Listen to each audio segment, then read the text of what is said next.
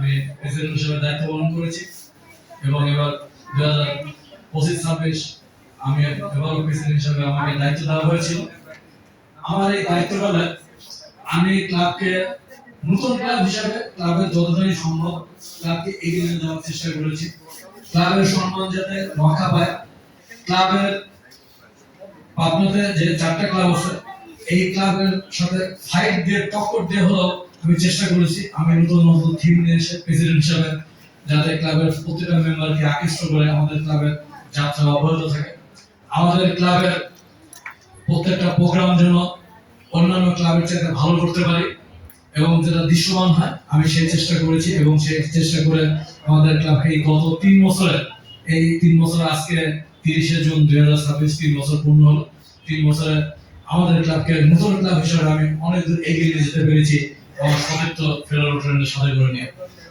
আমি আশা করব আমার সামনে যে প্রেসিডেন্ট আসছে 25-26 সদস্য রোটারি মনিটর বাচ্চা ভাই উনি ওনার বোর্ডকে নিয়ে আরো অনেক দূর ক্লাব এগিয়ে নিয়ে যাবেন। কারণ হচ্ছে যে যেহেতু প্রেসিডেন্সিয়াল ক্লাব টোটাল দায়িত্বটা প্রেসিডেন্টের উপরে বর্তায়। প্রেসিডেন্ট যদি মনে করে যে আমি কোন নতুন থিম নিয়ে প্রত্যেকটা ক্লাব সদস্যের সাথে করে নিয়ে আমার বোর্ডকে সাথে করে নিয়ে আমি ক্লাবের যাত্রা শুরু করবো এবং নির্দিষ্ট স্থানে পৌঁছতে পারবো, তাহলে অবশ্যই সম্ভব। তার কারণ রোটারি একটা আন্তর্জাতিক সংগঠন।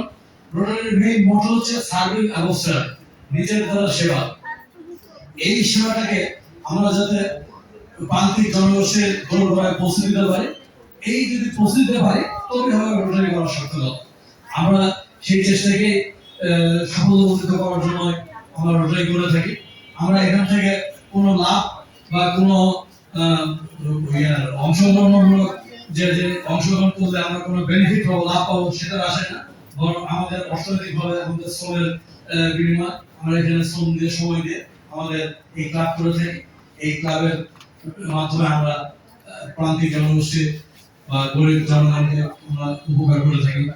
আমাদের ক্লাবের বয়স 3 বছর হলেও আমরা অনেক দূর এগিয়ে গিয়েছি।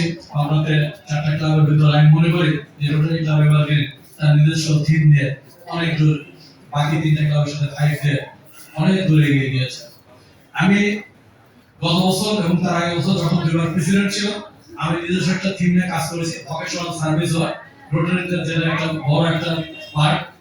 এটাতে আমি পাবনার বিশ্ববিদ্যালয়ের অধ্যাপক, কলেজের অধ্যাপক, সাংবাদিক, রক্তদান দাতা এবং বিভিন্ন উদ্যোক্তা, সমাজসেবক এনাদেরকে আমাদের ক্লাবে ডেকে নিয়ে এসে আমি তাদেরকে সম্মাননা স্মারক দিয়েছি। কেন দিয়েছি?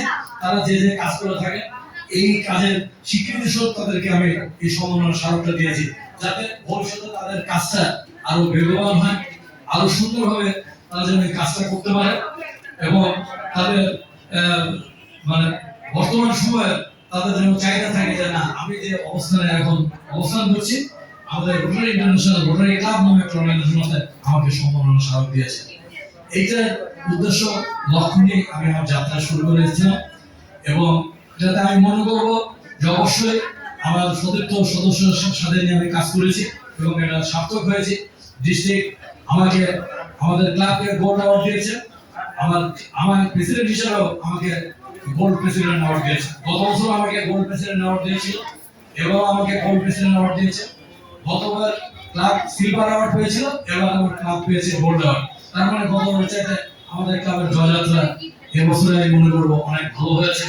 আমরা অনেক দূর এগিয়ে নিয়ে গিয়েছি এবং সামনে আরো আগাতে পারবো।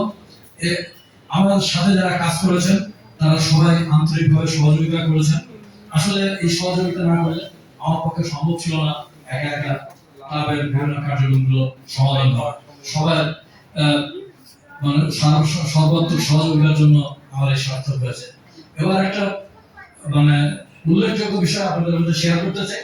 আমাদের বর্তমান সরকারের মাননীয় শিক্ষামন্ত্রী উনি আবার ঘোষণা দিয়েছেন আমাদের রোটারিতে 4 টেস্ট বলে একটা টেস্ট আছে, যেটা আমরা যদি 100% মেনে চলি তাহলে আমাদের সবার জন্য এবং আমরা মানুষ হিসাবে সবাইকে আমরা নিজেকে সার্থক ভাবো।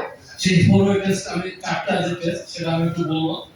এটা কি সত্য? আমরা যেটা কথা বলি বা কাজ করি আমি যদি নিজেকে দিয়ে যদি এটা প্রমাণ করি যে এটা কি সত্য, তাহলে সত্য যদি হয়ে থাকে নিজের বিবেকের কাছে প্রশ্ন করে যদি হয় সত্য তাহলে অবশ্যই এটা মেনে যাবো। এটা কি সংশ্লিষ্ট সকলের জন্য ন্যায্য?